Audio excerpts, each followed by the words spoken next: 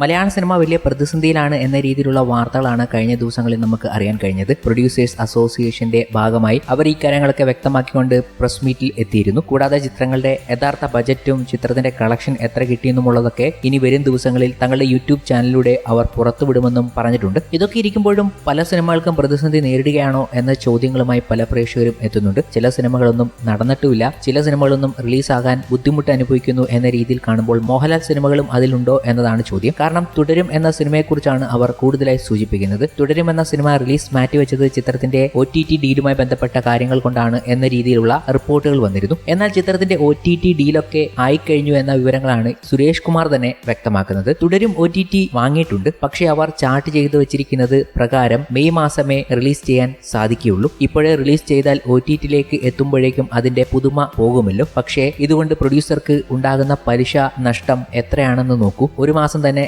ലക്ഷക്കണക്കിന് രൂപയാണ് പലിശ വരുന്നത്. സുരേഷ് കുമാറിന്റെ വാക്കുകൾ ഇപ്പോൾ പ്രേക്ഷകർ ഏറ്റെടുത്തിരിക്കുകയാണ്. തുടരും ഡിജിറ്റൽ റൈറ്റ്സ് സോൾഡ് ചെയ്തു എന്ന വിവരങ്ങൾ അവർക്ക് ലഭിച്ചിരിക്കുന്നു. മെയ് 2025 റിലീസ് എന്നതും ഉറപ്പിക്കുകയാണ്. പ്രതിസന്ധികളൊക്കെ മാറാൻ നല്ല സിനിമകൾ തന്നെ വരണം. അതിലൊരു നല്ല സിനിമയായിരിക്കും തുടരുമെന്ന് വിശ്വസിക്കാം. മലയാളത്തിൽ റിലീസ് ചെയ്യുന്ന എല്ലാ സിനിമകളുടെയും കളക്ഷൻ ഓരോ മാസവും പുറത്തുവിടാൻ ഒരുങ്ങുകയാണ് നിർമ്മാതാവ് Suresh Kumar. Kerala film producers association തുടങ്ങാൻ പോകുന്ന യൂട്യൂബ് ചാനലായ വെള്ളിത്തിരയിലൂടെയാണ് കളക്ഷൻ റിപ്പോർട്ടുകൾ പുറത്തുവിടാൻ ആലോചിക്കുന്നത് എന്ന് പറയുകയുണ്ടായി. പലരും പറയുന്നു ചില സിനിമകൾക്ക് 100 കോടി നേടിയെന്ന്. എന്നാൽ 100 കോടി ഒരു ഷെയർ നേടിയ ഒരു സിനിമയുടെ പേരെടുത്ത് പറയട്ടെ. അങ്ങനെ ഒരു ചിത്രത്തിന്റെ പേര് പറയാൻ ഞാൻ വെല്ലുവിളിക്കുകയാണ്. ഞങ്ങൾ നിർമ്മാതാക്കൾ ഷെയർ ആണ് കൂട്ടാറുള്ളത്, അല്ലാതെ മറ്റൊന്നുമല്ല. സുരേഷ് കുമാറിന്റെ വാക്കുകൾ ഇതായിരുന്നു. നിർമ്മാതാക്കൾ നേരിടുന്ന പ്രതിസന്ധിയെക്കുറിച്ച് മാധ്യമങ്ങളോട് പ്രത്യേകം വിളിച്ചു ചേർന്ന യോഗത്തിൽ പറയുകയായിരുന്നു സുരേഷ് കുമാർ. മലയാള സിനിമയിൽ താരങ്ങൾ വാങ്ങുന്ന വൻ പ്രതിഫലത്തെക്കുറിച്ചായിരുന്നു യോഗത്തിൽ പ്രധാനമായും ഉന്നയിച്ച വിഷയം. മലയാള സിനിമയ്ക്ക് താങ്ങാനാവുന്നതിന്റെ 10 ഇരട്ടി പ്രതിഫലമാണ് താരങ്ങൾ വാങ്ങുന്നത്. പ്രതിഷേധ സൂചകമായി ജൂൺ 1 മുതൽ സിനിമാ സമരം നടത്തുമെന്നും കേരള പ്രൊഡ്യൂസേഴ്സ് അസോസിയേഷൻ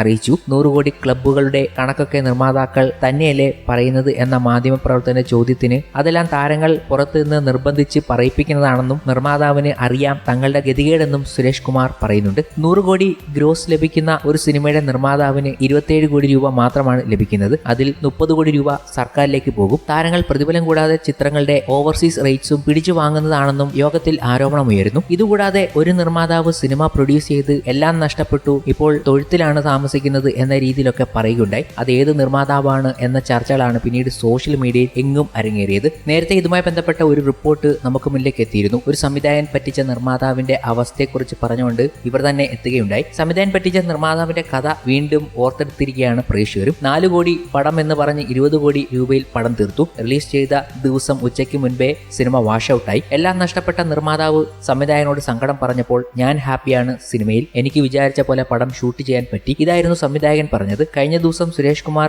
വീട് നഷ്ടപ്പെട്ട ബെൻസ് കാർ വിറ്റ് തൊഴുത്തിൽ താമസമാക്കിയ നിർമ്മാതാവിനെ പറ്റി പ്രസ് മീറ്റിൽ പറഞ്ഞത് കേട്ടിരുന്നു. പുറമെ നിന്ന് കേൾക്കുന്നവർക്ക് അതൊരു തള്ള് അല്ലെങ്കിൽ അതിശയോക്തി മാത്രമായിട്ടേ തോന്നൂ എന്നതാണ് പ്രേക്ഷകർ പറയുന്നത്. ഈ സിനിമ എന്ന് പറയുന്നത് സുരേഷിന്റെയും സുമലതയുടെയും ഹൃദയഹാരിയായ പ്രണയകഥ എന്ന സിനിമയാണ്. ഈ ചിത്രത്തിന് ഇങ്ങനെ ചില ആരോപണങ്ങൾ ഉയർന്നിരുന്നു. എന്നിരുന്നാലും പ്രൊഡ്യൂസർ എന്ന ആൾക്ക് ഒരു യുക്തിബോധവും ചിത്രത്തെക്കുറിച്ച് മനസ്സിലാക്കേണ്ട കഴിവും ഒക്കെയില്ലേ. ഈ നടനും നടിയും ആണ് ഈ പടത്തിൽ അഭിനയിച്ചിരിക്കുന്നത് എങ്കിൽ ആ നിർമ്മാതാവിന് അറിയാൻ പാടില്ലായിരുന്നു 20 കോടിക്ക് ഈ പടം ചെയ്യരുത് എന്ന്. കാരണം സ്ക്രിപ്റ്റ് വായിക്കുമ്പോൾ തന്നെ അറിയണം ഇതൊരു വലിയ വിജയമാകാനുള്ള സാധ്യത ഇല്ല എന്നത്. പിന്നെ പോകട്ടെ 2 കോടി ബജറ്റ് മതി, ഇത്രയും കോടി ഇറക്കാൻ ഈ ജോഡികൾ അത്രയ്ക്ക് സ്റ്റാർ വാല്യൂ മലയാളത്തിലുണ്ടോ? ഇത് മനസ്സിലാക്കാതെ കോടികൾ വലിച്ചെറിഞ്ഞിട്ട് കരഞ്ഞിട്ട് കാര്യമില്ല. ഉദ്ദേശം മറ്റെന്തെങ്കിലും ആണെങ്കിൽ കിട്ടിയത് സ്വപ്നം കണ്ട് തൊഴുത്തിൽ കഴിഞ്ഞുകൂടുക എന്നൊക്കെയുള്ള അഭിപ്രായങ്ങളും പ്രേക്ഷകർ പറയുന്നുണ്ട്. എന്തായാലും പ്രൊഡ്യൂസർമാരാണ് ഏറ്റവും മികച്ച സിനിമ നൽകണം എന്ന് തീരുമാനിക്കേണ്ടത്. അവരാണ് ആദ്യം ആ ചിത്രം ഒരു സക്സസ് ആവുമോ എന്ന് മനസ്സിലാക്കേണ്ടതെന്നും പറഞ്ഞു വെക്കുകയാണ് ഓരോ പ്രേക്ഷകരും.